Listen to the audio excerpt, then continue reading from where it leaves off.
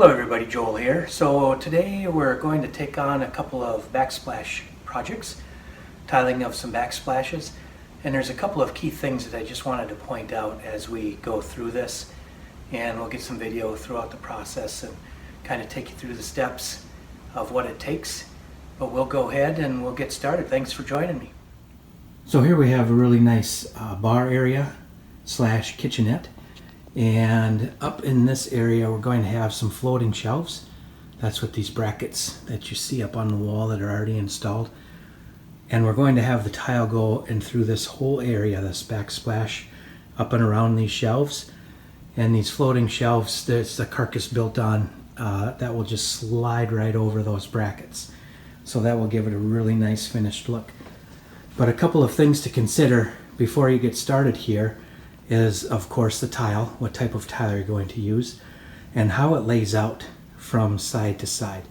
So you may want to start in the center and work your way each way. You may want to start at one end and finish up over here and die it into this cabinet. You may want to do vice versa. It's all going to depend on how your tile lays out. You don't want to start with a full piece right here and then end up down on this end with just a tiny little sliver cut. That's going to be really difficult to, number one, cut, and secondly, put into place and get grouted in. So just a couple of minutes in layout is really going to help you out.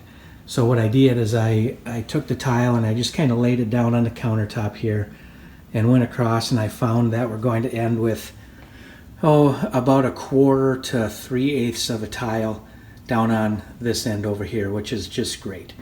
It'll be easy to handle, easy to cut. There's just not a really good spot to start and stop and center and all of that with all of these shelves in here, and there's going to be a lot of staggering. So the decision was made that we'll start with a full tile. And with this tile, it's a diamond shape pattern, you'll see in a minute. I've got to cut that first tile, cut the edges off because they intersect and interlock together. And then I'll also be cutting the tile square on the bottom because of those diamond patterns that interlock together.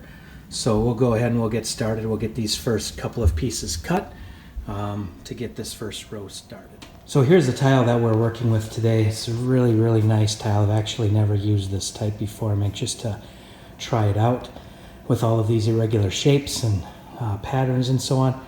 So I do have to cut these that are hanging off over here. So I'll go ahead and line that up with the saw. I've got the rigid wet saw set up and ready to go. The pump is good. It's got water in the bottom and we are set. The table has been adjusted. So go ahead and we'll cut this to be the edge. And you may have seen downstairs, I've got a piece of this that is going to be at the edge, the finished edge between the cabinet and the countertop, the upper cabinet. And so we're going to be using a piece of that. And then also this has to be cut straight on the bottom here. Otherwise you would have, obviously with the angles here, you would have this huge gap of a triangle that would need to be grouted at the bottom. And we want this to be perfectly flush along the countertop. So we'll cut all of these pieces across, and there will be one tile that will be able to go in, and then I believe every tile after that is pretty much going to have to be cut. So it's going to be a process, but we'll just get at it and keep you updated. So that first cut worked out great, and that was a learning curve because you have to steady each tile as you're cutting it. These are fastened on the back, but in order to get a nice clean flush cut here, you've got to make sure that you're steadying. You may have to adjust the tile, this whole unit of small tiles rather. You have to make sure you're adjusting it as you go so you can get that really nice flush cut along the edge there. And that seemed to work out really well. I did find out, I think some of these are actually steel covered. There was a piece here that was a little bit damaged in the box. So I cut that off, and it feels like it's a piece of stainless steel capped on there. But the saw cut right through it like butter. So I'm fairly impressed with how that cut and how this is. Some time to take some measurements. I think it's going to be a lot easier to just make this as a mock-up right here on this piece of plywood workbench. I've got the first row all mocked up here. My measurement from the finished end down to the cabinet end is 63.5 inches. So I've got all that laid out exactly at 63.5 inches. And then I will take these measurements and start cutting in my filler pieces that will go up on the top here and around those shelf brackets. And also I've got 2 outlets that I have to cut out. And I've got those measurements precisely from the countertop with a spacer measured up and then measured to the top of the box. The electrical box, I'm sorry. One important thing to remember is you always want to be taking your measurements from the same location. For example, you have a starting point here with this finished edge here, the trim piece. You'll want to continue to move from that way all the way across the entire project, and then you'll die into this cabinet over here, or you take your measurements vice versa. I like to go from one finished edge here. I know that will stay static this whole time, and every measurement will come from there. So you can see I've got 16 inches to where the upper cabinet makes a jog. Then I've got another 18 7/8 where the bracket makes a jog. And I come out to the end of the bracket with another dimension, and it's all taken from this starting spot over here. Because if you compound these measurements from spot to spot, location to location, you could end up off 1/4 to 1/2 inch down there. Believe me, I've done it, learned the hard way. Always take your measurements from one location. Always use your countertop as a starting point measuring up and continue on that way. So what I'll do is I'll mark out these outlets onto the locations where they're going to go on the tile here, and then get those cut out. And then I think I'll continue with just mocking it up with the brackets and whatnot on this piece of plywood board here. It's really tricky getting this type of a tile all situated and cut on the saw, because you're really shaving off some small portions like this. You're just taking off a tiny little bit, and you're ending up getting your fingers kind of close to hold it steady, and it's a little bit tricky, but that's all the waste so far, and along with those tabs for cutting off of that end over there. But it seems to be going pretty well. We'll keep on going. Okay, so I've got the mock-up out here, and the outlets are cut out to where they need to be, and the notches are made where the upper cabinet meets that shelf bracket. And then I've got the other pieces laying here too that go up and around the shelf bracket. And this is where the end of there's that piece that goes around the shelf bracket here. And then we'll have a couple of full pieces, in one full piece here, and then one more cut piece over here. And I'm gonna go start putting some mastic on, and then we'll just put on a tile at a time and see how it goes.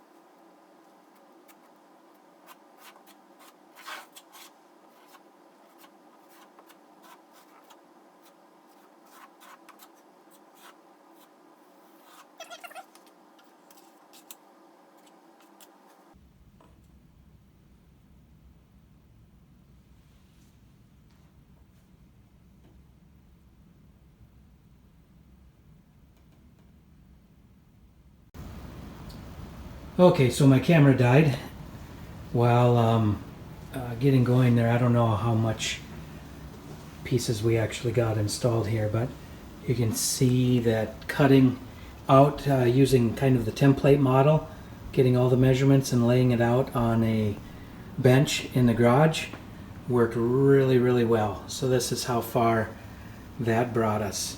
So next we'll be getting some cut pieces along here. It'll be important now that we make this transition to follow through with a level line, because We don't want to necessarily think that this is perfectly straight. We want to make sure that we've got a good line to work off of. So we'll get that set up, and then we can build these next rows of tiles off of there, and then we'll do the same going up as we stair step right around these brackets. So more to come. It's coming along great. So we've made it around the corner. This is one thing I wanted to point out too, is take your rubber trowel that you use for grouting and just give some even pressure on the tiles. That way you take out any bumpiness or waviness that there might be, and it will seat them nice and firmly into the thin set. And that works out really well. Another item is to take and use these little spacers. It's about an 1/8 inch gap, and use the little spacers where you need to, tape up if you need to, some that are sagging, so you have a good consistent gap around all of the tiles for grouting, for filling with grout. So we're making headway. We'll keep on going here with the rest of this up and around. Okay, so we wrapped up putting up all of the tile, and it is ready for grout. We're going to let it set up for the rest of today and tonight, and then we'll be able to go ahead and get the grout put in tomorrow. Our outlets turned out nice and crisp and clean, and zigzagging around the shelves. The brackets worked out great. In a project like this, if you're going to be using these floating shelves, you're going to want to make sure to secure those before you put the tile on, because you can imagine lag bolting these in through the tile will likely crack the tile, crack the grout, and you would have a mess on your hands. So it's a little bit more work to tile around them, but it will give you a much finer product in the long run. So we'll tune back in tomorrow when we do some grouting and give you a final project update also then. Okay, we're here day 2, ready to put some grout in. We've got the grout consistency where you can make a nice, kind of a nice mud ball with it, but you don't want this too soupy. You want it just wet enough so it will go back into all the little cracks and crevices within the tile. So we'll go ahead and start applying this. We're just going to take it, put a glove on, one of these gloves, and then we'll push it in. Since they're so small, we'll just push it into all the cracks, and then we'll use the rubber float to pull across and smooth it all out. And then sponging, having to sponge bath all the time. We've got the sponge over here ready to go and some water, and we'll just continue to wipe the tile as we get the grout put into the cracks. So as you can see, we've got the grout. We started up top and we're working our way down. So the grout has been packed in and rubber troweled off all the way around through here. And now we're continuing right around the corner and then getting in. One important factor is to make sure you're getting into that. You can see where Tom's putting it in to that crack right at the bottom joint between the countertop and the backsplash. Get that filled in with grout really nice, and then that would be a great spot to just have a light bead of clear silicone in the future, just to have that water protection all the way across. So just working our way across from here, and you can see we've got it packed in really nice along the trim line here, and we'll keep on going. So the key on sponging is just to continue to go over it. You can see I've gone over it one time and you can still see a lot of streaking and so on in there, but you just have to continually wipe, and then you have to flip it. See all that residue coming off of there? Flip it back to the clean side, and then flip it back to the clean side and take another wipe. And you'll have to do this many times. So it's nice to have a water source nearby. We've pulled the tape off and exposed the edges so they all are turning out pretty nice. So we'll give an update at the very end. See how it turned out. Alright, so here's the finished product. Looks very sharp. Tom put the floating shelves in. There's going to be one at the very top also. This is Tom and Marcia. I really appreciate them allowing me to help out with this tile project so we could get a video up for you guys. Turned out really nice, really sharp. We'll get some longer screws on those outlets and get the covers back in. but it really turned out nice. So thank you all for watching. Anything you want to say, Marcia? Thank you. All right, sounds good. Okay, we'll see you all on the next video. Thanks for watching. Hit the like and subscribe. Later.